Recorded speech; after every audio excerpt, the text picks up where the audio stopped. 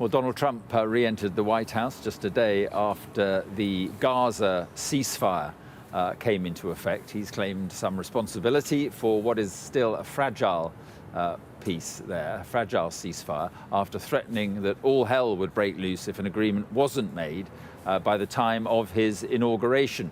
The Middle East will likely be a key focus for the president as, aside from Gaza, he eyes two key deals, Israel and Saudi Arabia normalizing relations and an agreement with Iran to limit its nuclear program.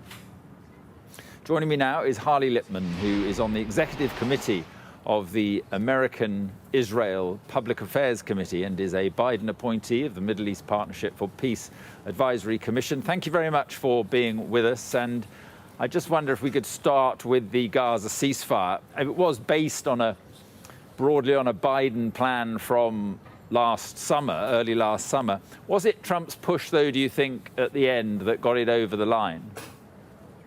Obviously, because as you just pointed out, Biden had the same plan, but President Trump pushed it over the line and made it happen.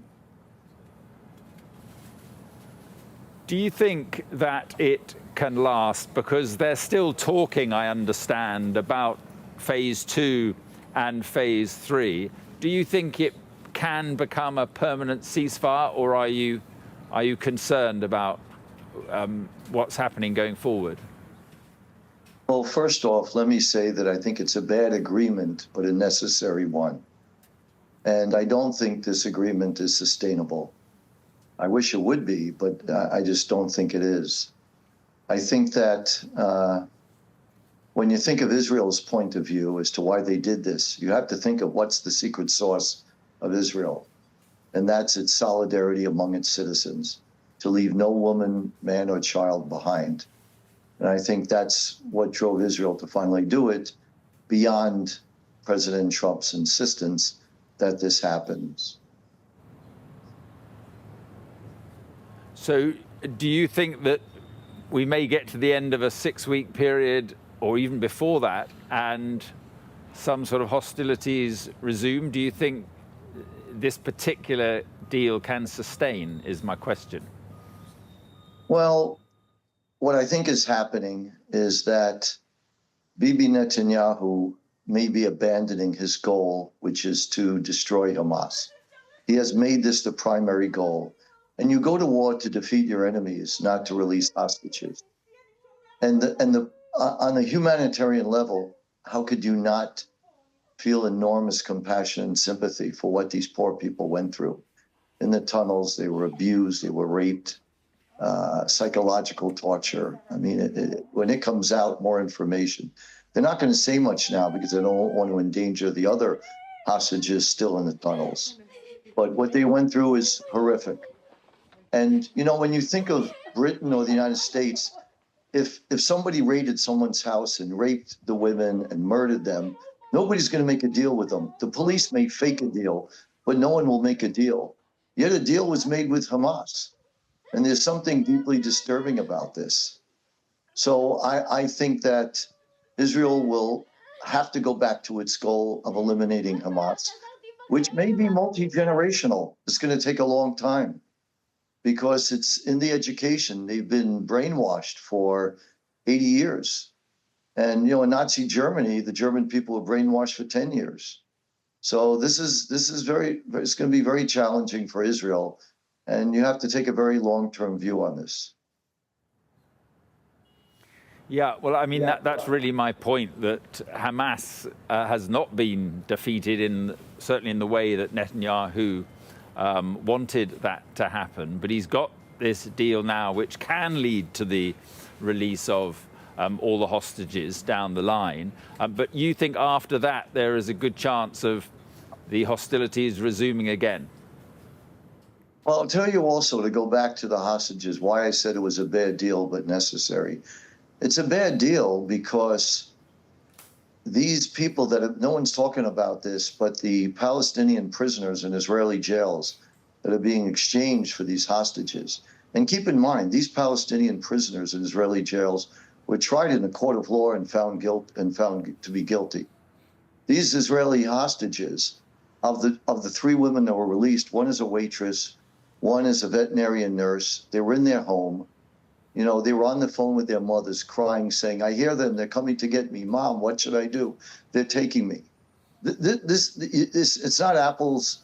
It's not apples to apples, apples and oranges. You can't even compare what this is about.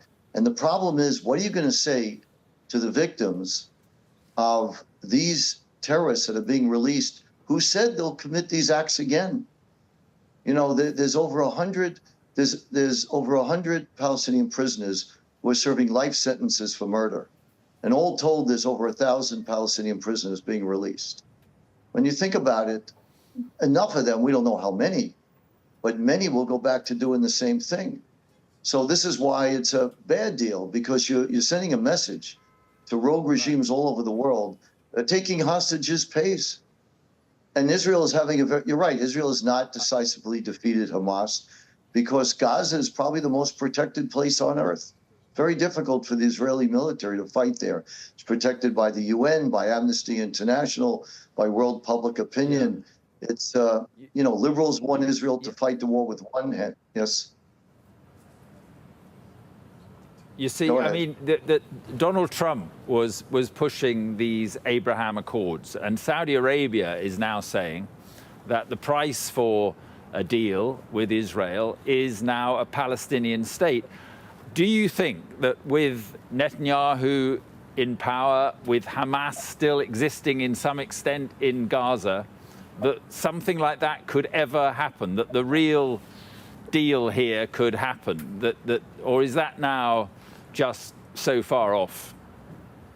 It's a great question, but think of the Abraham Accords. 4 Arab nations made peace with Israel. Who would have imagined that? So I think President Trump is very determined. I think it's in the interest of Saudi Arabia and Israel to have normalization. At the same time, Saudi Arabia has to be very mindful of the Arab street. There's been a decisive turn against Israel since the Gaza war, with all the footage of innocent Palestinians being killed unintentionally by Israel, but that has had a profound impact in the world at large, not just in the Arab world. So it's going to be very, very difficult. But I think inevitably there will be normalization with Israel and Saudi Arabia because it's overwhelmingly in their interest to do so. And Saudi Arabia has big, ambitious goals for economic development and peace in the region. And you can't have wars and conflict to make that happen. Harley Lippman, it was good to talk to you. Thank you very much indeed. Appreciate it. Thank you. Right, let's just pop back to London now and get some sport with Teddy.